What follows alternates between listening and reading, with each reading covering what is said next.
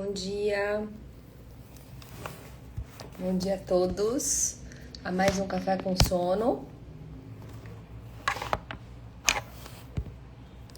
Bom dia a todo mundo que tá acordando e entrando. Vou colocar o óculos porque sem óculos não há vida, ninguém enxerga nada. Bom dia. Hoje é quarta-feira, 7 horas da manhã, mais uma edição do Café com Sono, que é toda quarta de manhã às 7. Eu tô aguardando. Oi, Tati.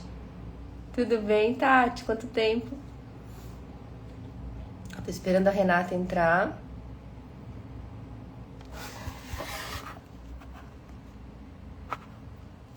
A Rê já entra. A ideia hoje, a gente vai falar sobre sono e glândula pineal. E a convidada de hoje é a doutora Renata.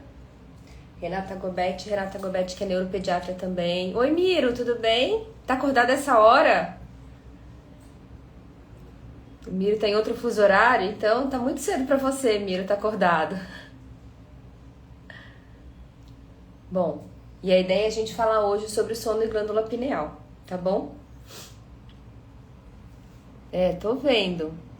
Deixa eu adicionar aqui a Renata. Vou ver se a Renata... Oi, Rê. Te mandei o convite agora. Oi, Janaína. Tudo bem, Rê? Bom dia. Bom dia, Lê. Bom dia a todos. Tudo bem? Oi, Cício. Oi, Lu. Tudo bom? Bom Os dia. matutinos entrando aí. Então, eu tava comentando isso com o Miro agora, que ele tá em outro fuso horário e tá acordado essa hora. Eu falei, não creio, não creio. Tudo bom, pessoal? Eu tava anunciando sobre o que a gente vai falar, Rê, que é sobre sono e pineal, né? Então, é um tema que a Rê domina muito. Falei que você é neuroped, Rê, mas eu quero que você se apresente. Eu acho melhor você se apresentando. Oi, Cissa. Bom dia, pessoal.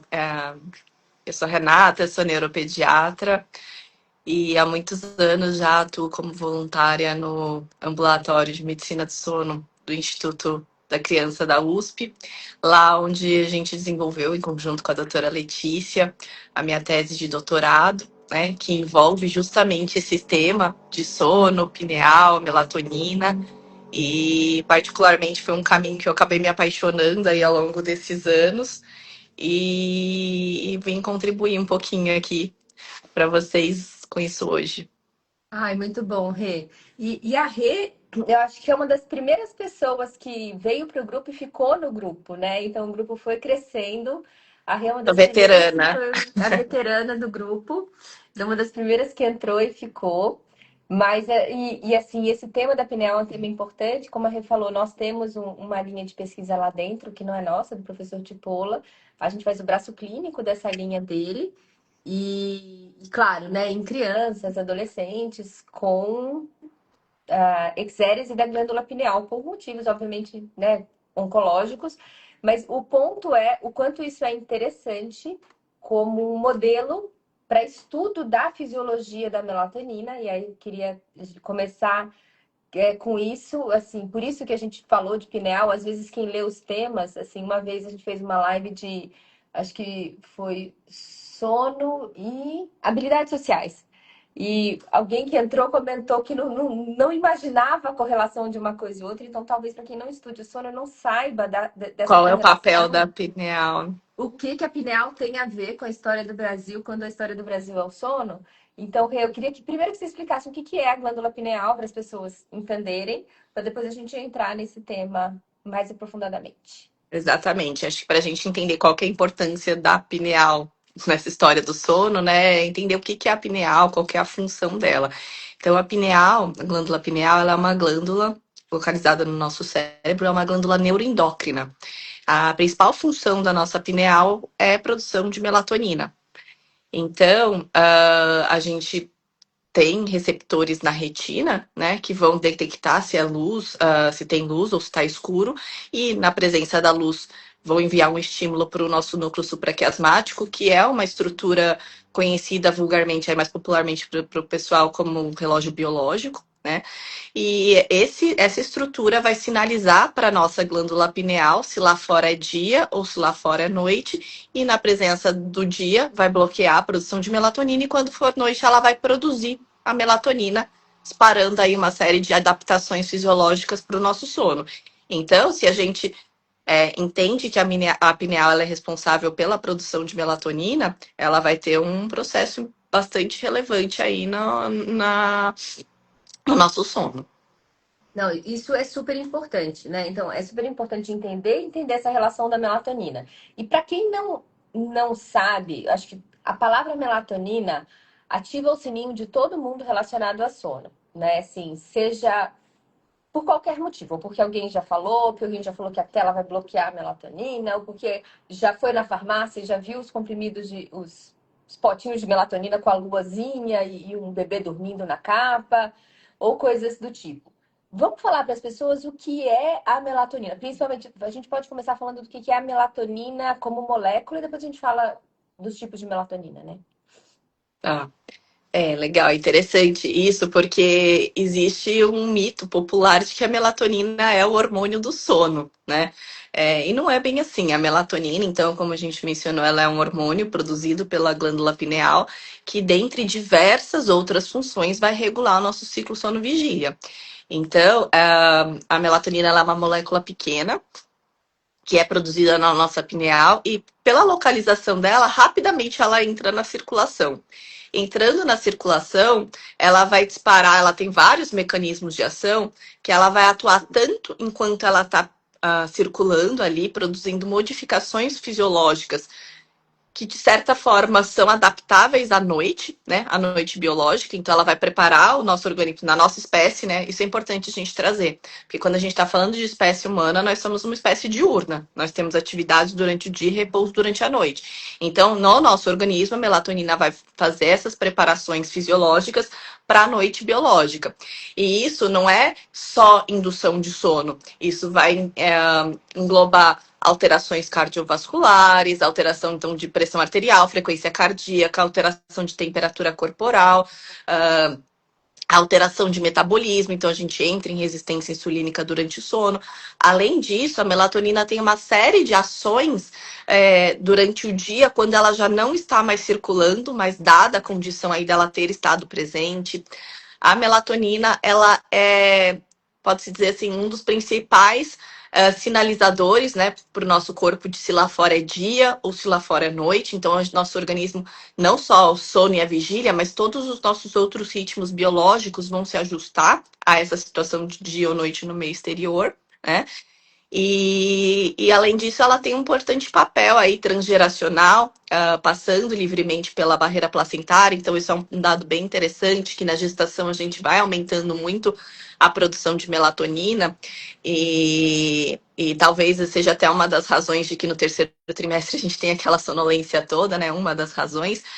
E ela tem um papel importante na regulação e programação fetal, na programação fetal. Além do que, durante o ano, a gente tem variações da nossa produção de melatonina que vão sinalizar não só se é dia ou noite, mas de que noite que a gente está falando. Olha que interessante, se a gente está numa noite de inverno ou numa noite de verão.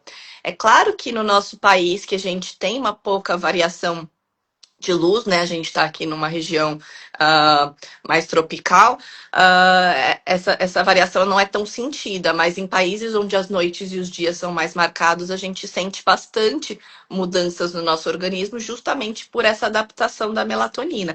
Então, a melatonina, ela tem aí uma infinidade de ações fisiológicas no nosso organismo que vão muito além de promover o sono, né? E, É, pode falar, Rei, pode falar. E uma coisa importante, acho que fundamental, embora a melatonina seja vendida e comercializada aí como suplemento, tanto aqui quanto nos Estados Unidos, justamente por ela ter entrado numa via não medicamentosa por questões burocráticas, ela é vulgarmente conhecida como um suplemento alimentar, né? Só que a melatonina, isso eu acho que é o ponto mais importante dessa nossa conversa aqui, Lei, é o que eu tento advogar muito que melatonina não é uma gummy, melatonina não é um suplemento, melatonina não deveria ser chocolate do sono, chazinho, sopinha. Enfim, melatonina é um hormônio. Ela tem aí suas ações que são necessárias e incríveis, mas a gente não vê ninguém tomando hormônio de tireoide sem ter hipotiroidismo. A gente não vê ninguém tomando insulina sem ter diabetes, mas a gente vê um uso bastante indiscriminado da melatonina, né? Então, eu acho que até foi curioso que uma representante de melatonina falou para mim esses dias, falou assim, nossa, vocês que trabalham com sono são as que menos usam melatonina em doses mais baixas. Eu falei, não, é que a gente usa precisamente quando precisa ser usado, né? Eu acho que isso é um ponto muito importante. E assim, e eu costumo falar isso para as pessoas, sabe? É, um detalhe, uma coisa é como a melatonina é comercializada e utilizada de forma exógena é uma coisa, e a função dela é outra coisa, né? Então, isso são coisas muito diferentes. Então, com relação à função, como você falou, às vezes, para o leigo, muitas vezes para o paciente que não é da área da saúde, que não entende, ou para os pais dos pacientes, a gente trata criança e adolescente, né? Então, principalmente para os pais, eu explico que tem uma orquestra hormonal que existe e a melatonina é o maestro dessa orquestra. Então, ela dificilmente ela vai fazer alguma coisa muito direta, mas ela que vai sinalizar todo mundo Coordenar. a hora de começar. Então, ela não é o violino, ela é o maestro que vai dizer em que intensidade, em que momento e como vai fazer. Mas é isso, ela é a sinalizadora. E aí o sono é mais um deles, né? É mais um dos processos. Ele não é o processo mais importante, talvez seja o mais palpável, o mais visível. Porque tem uma coisa que eu acho interessante na fisiologia da melatonina como hormônio, e que isso talvez coloque a melatonina nesse lugar de, é fácil, pode ser uma coisa meio gummy, parará, é o fato de ser o único hormônio sem alça de feedback.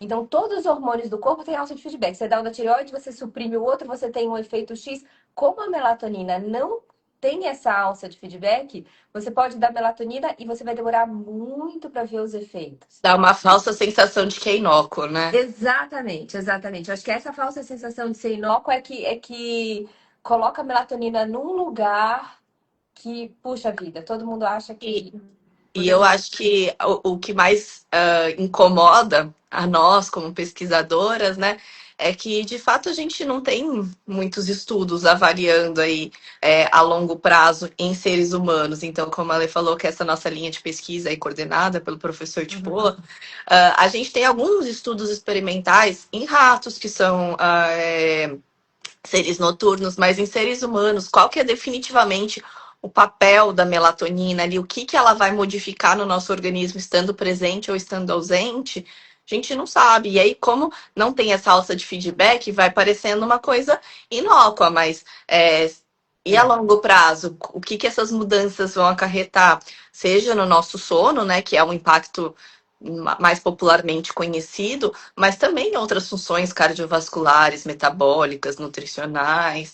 Principalmente o controle glicêmico, né, Rê? O controle glicêmico é Exatamente. o que pessoalmente me preocupa mais, né? E que é uma coisa que Exatamente. ninguém mede, né? Se você for olhar, não tem estudo que de manhã vai medir insulina, por exemplo, né? É difícil você colocar uma medida, até porque se a gente parar para pensar, fora esse modelo que é o modelo da tua tese, é o modelo que a gente usa para esse estudo de fisiologia, né, de exérese de glândula pineal, ou seja, não tem glândula pineal, portanto, não tem melatonina pineal, que aliás é uma outra coisa importante a gente falar. Existe melatonina pineal, existe melatonina extrapineal, né? Então, aí a gente, por exemplo, esse modelo que não tem é um modelo raro. Tumores de pineal são São raros. raros por si só. Então, exatamente. Então, você fazer e outros animais da natureza, como ratos, que são principalmente os modelos utilizados para estudo da melatonina, da fisiologia da melatonina, são modelos que usam exatamente a fisiologia humana, né?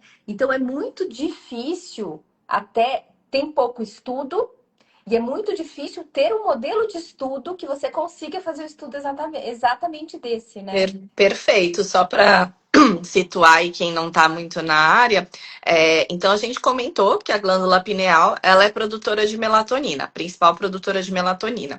A gente tem sim melatonina em outros tecidos, mas essas, até onde a gente sabe, elas não atingem a circulação, elas vão ter só um efeito local. Né?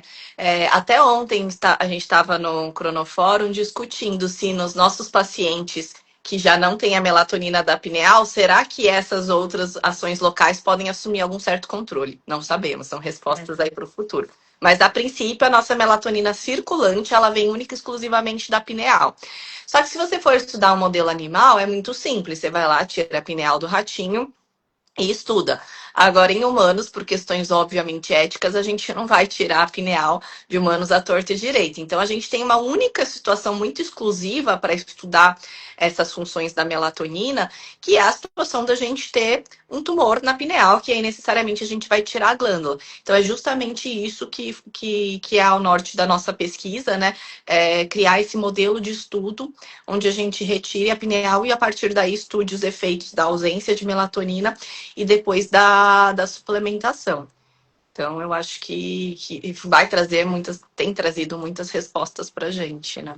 Eu acho que esse é o ponto, e eu acho que é a importância do estudo, né? Então, do estudo que a gente iniciou a coleta na sua tese, um pedaço da sua tese, mais para frente a gente vai continuar com essas publicações, mas eu acho que essa é a grande importância desse estudo. E aí eu queria que você trouxesse. Tem umas perguntas aqui, tem até uma pergunta da Grazi sobre esse novo trabalho da insuficiência cardíaca, que eu ainda preciso ler com detalhes sobre qual foi o modelo que eles usaram, modelo estatístico e o que eles fizeram. Não sei se você chegou a ler, Rê, que o uso de melatonina aumentava riscos cardiovasculares. A gente sabe, em tese, que fisiologicamente ela tem ação no sistema cardiovascular, mas esse é um estudo populacional. Então, eu preciso olhar a estatística que eles usaram e a técnica e o método para concluir. E a gente se compromete a vir aqui falar de novo desse estudo. Pois eu li esse estudo, confesso que ainda não analisei as estatísticas, mas na verdade existe uma série de vieses aí, não dá para a gente fazer uma relação de casualidade do uso da melatonina com risco cardiovascular. O que a gente entende é que, na verdade, a minha interpretação é que possivelmente esses pacientes que façam uso crônico de melatonina tenham aí uma série de condições, seja uma doença de base, ou seja a privação crônica de sono, ou qualquer outra situação que isso por si só vai aumentar o risco cardiovascular. Então, pelo que eu inferi nesse momento, não dá para a gente colocar como uma associação direta, né? Do risco. Então, é diferente você encontrar ali uma questão e ter uma relação de casualidade. São coisas distintas em pesquisa, né? E nesse estudo a gente não consegue inferir que realmente. E o próprio estudo coloca isso como limitação. Você não pode dizer que o uso da melatonina causou. É como se a gente botasse assim, um indivíduo que anda com um maço de cigarro no bolso tem mais câncer de pulmão. Ele não tem câncer de pulmão porque ele anda com um maço de cigarro, né? Então, entender o contexto ali por trás é importante. Eu acho que assim, isso começa já, e foi essa primeira impressão que eu tive, mas tem que olhar com calma, que é exatamente aquele grande detalhe dos estudos observacionais. A gente não pode fazer correlação de causa e efeito, apenas de associação. Então, eu tenho uma associação, mas exatamente quem usa melatonina é por redução de tempo de sono, ansiedade relacionada ao sono, alguma coisa relacionada ao sono, que muito provavelmente é aquele mesmo perfil do insônia com tempo total de sono curto, menos do que 6 horas, que é maior fator de risco cardiovascular para desfechos duros cardiovasculares. Então, eu acho que vai nesse Exatamente, eu caminho, acho que o mas caminho é mais por aí. eu também acho, mas eu confesso que a gente tem que olhar as estatísticas e trazer ele com detalhes para cá, né? Podemos discutir depois, né? Eu acho interessante porque até pelas dificuldades dos modelos de estudos com melatonina, muitos estudos de observação e associação acabam surgindo e muitas vezes eles são translacionados ou interpretados como causa e efeito. Até porque a gente quer informações, né? A gente quer mais informações mais rápidas e não necessariamente a gente vai ter isso. Então, eu acho que é bem interessante, a gente traz depois. Mas eu queria aproveitar acho que a gente falou um pouquinho da fisiologia, da pineal e do modelo de exérese de pineal como um bom modelo para estudo da fisiologia da melatonina, e que, obviamente, no nosso estudo a gente repôs, né, fez um ano de reposição. Quais são os principais resultados que você tira do estudo? Da fase do estudo onde você está, que é aquela fase inicial, da caracterização, que eu acho também importante, porque uma coisa que não existe, só chamando atenção para todo mundo, bem documentado na literatura, é o que, que a ausência de melatonina faz no corpo humano. Né? Então, ou seja, a síndrome da hipomelatoninaemia, ela não é bem caracterizada. Daí a gente já vê mais um buraco nessa ciência, né, que leva ao uso, a gente chega lá na frente no uso da melatonina, sem saber o que, que a ausência da melatonina faz. Rê, o que, que tem de resultado no teu estudo que é legal falar, ou pelo menos do que a gente já publicou? Exatamente. Então, essa era a nossa grande vontade de fazer essa caracterização dessa síndrome clínica de hipomelatoninemia, porque a gente vê todo mundo já partindo para estudos de reposição, né? E até depois a gente pode discutir um pouquinho a questão da dose, mas sem saber ali o básico, né? O que a falta de melatonina acarreta. E aí a gente fez esse estudo com exérese de melatonina de pineal.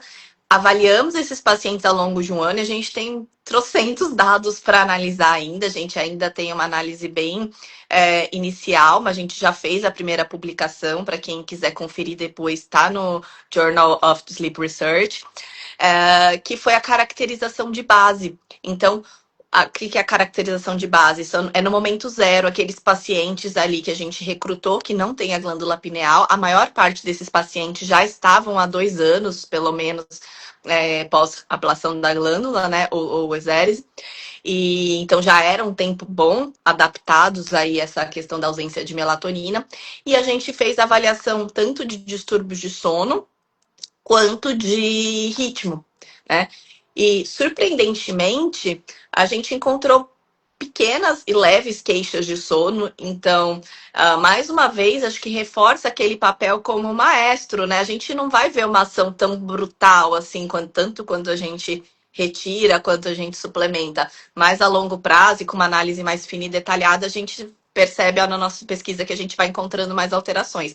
Mas de uma maneira, de um olhar mais inicial, a gente não encontra queixas de sono muito irrelevantes, principalmente queixas de fadiga são mais encontradas do que de sono. Então a gente vê aquele impacto que acho que a Lê sempre comenta muito aqui, do sono ser uma questão das 24 horas, não só ali da noite. Então, aonde esse desarranjo vai acabar pesando mais é na questão da fadiga.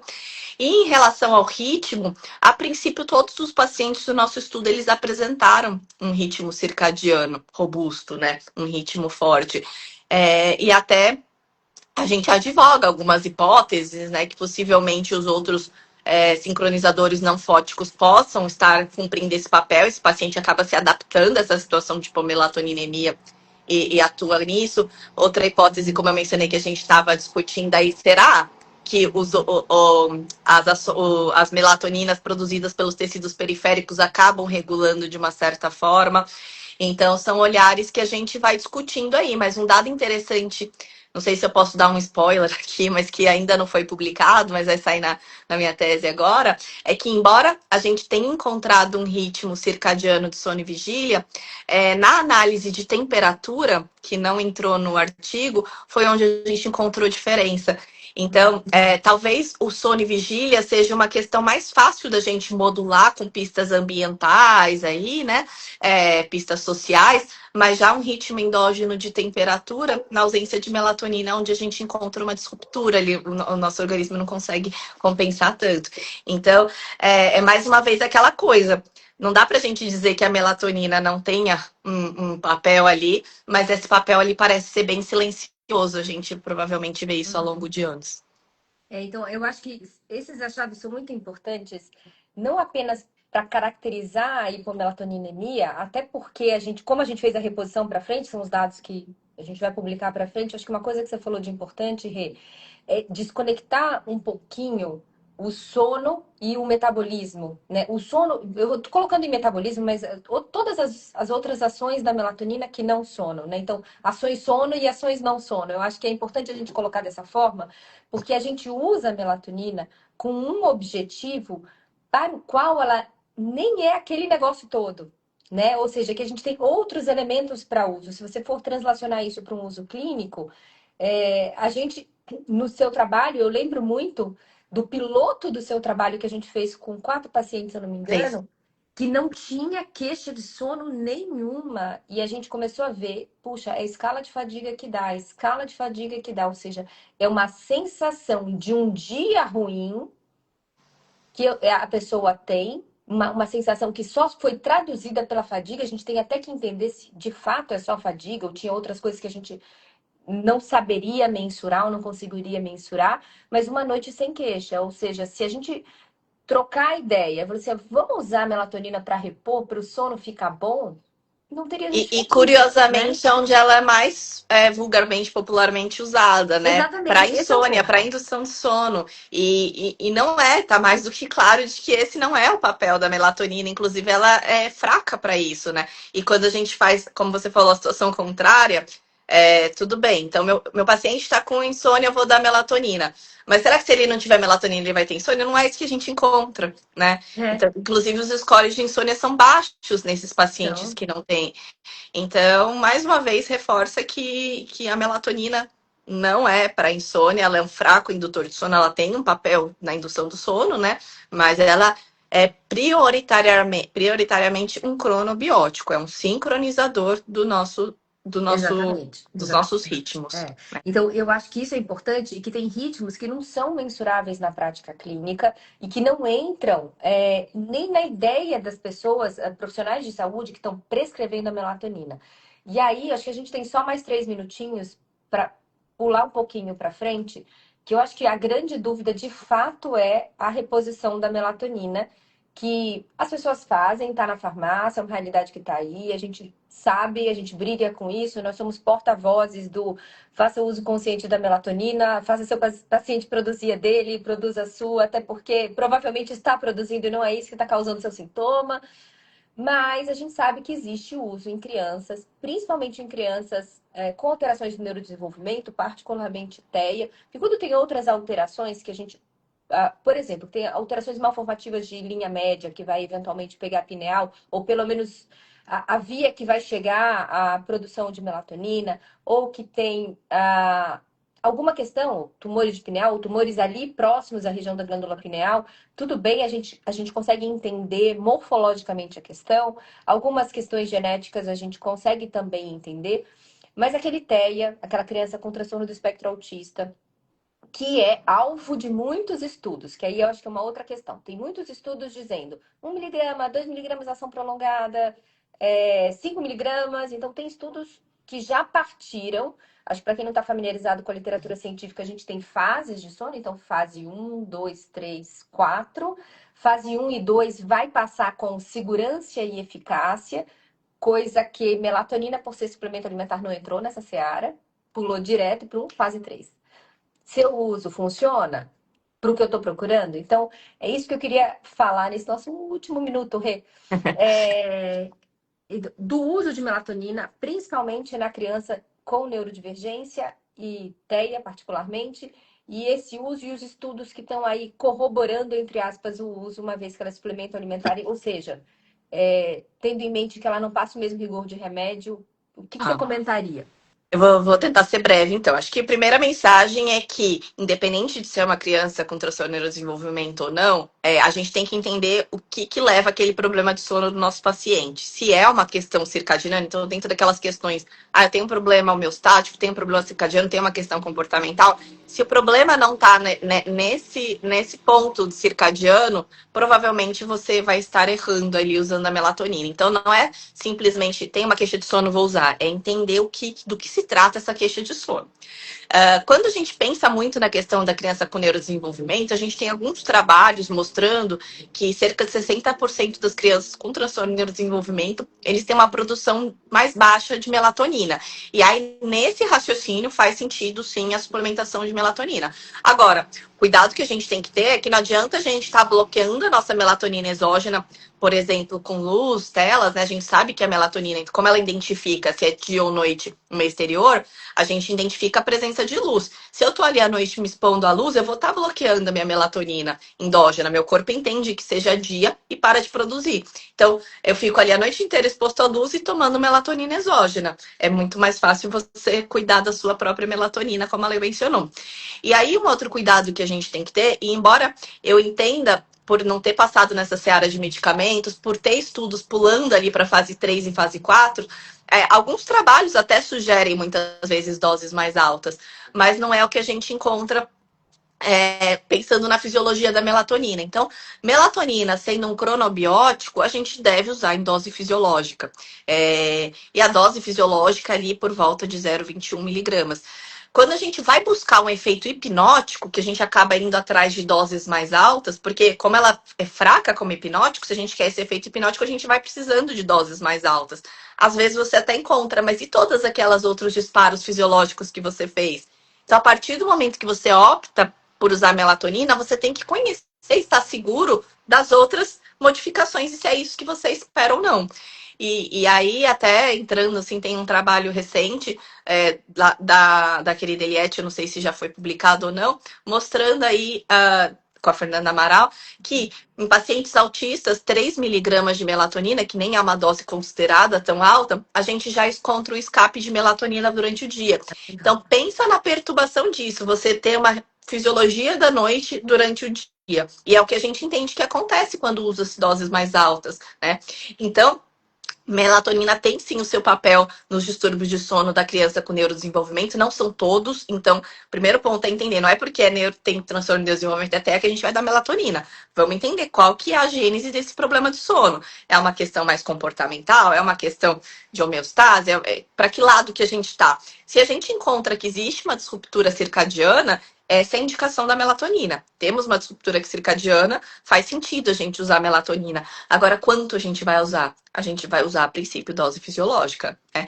E é isso que você raramente vai ver no nosso grupo alguém usar doses maiores aí do que 0,2, 0,3, 0,4. Exatamente. Não, eu acho que até as pessoas perguntam. Eu lembro uma vez, quando você estava entrando no grupo, você virou. E aí, mas elas usam mesmo 0,21? Elas usam mesmo dose baixa? Sim. Me Quando usa? perguntaram, grandes Perguntaram, né? colegas neuropediatras, tá? Não são neuropediatras ruins, não. Grandes colegas, quando eu entrei para o grupo de sono há muitos anos atrás, e a gente tinha ainda menos pesquisa sobre isso, falaram assim: e aí, vocês estão usando melatonina em dose homeopática? Eu falei, não, não é dose homeopática, é dose É dose fisiológica. fisiológica, é. Então, acho que a coisa mais importante a gente entender é para que a gente está indicando? Para que a gente está usando melatonina? Que eu acho que isso foi uma discussão que a gente levantou muito no Congresso Brasileiro de Neurologia Infantil, que, aliás, a gente vai ter a próxima edição essa semana, né?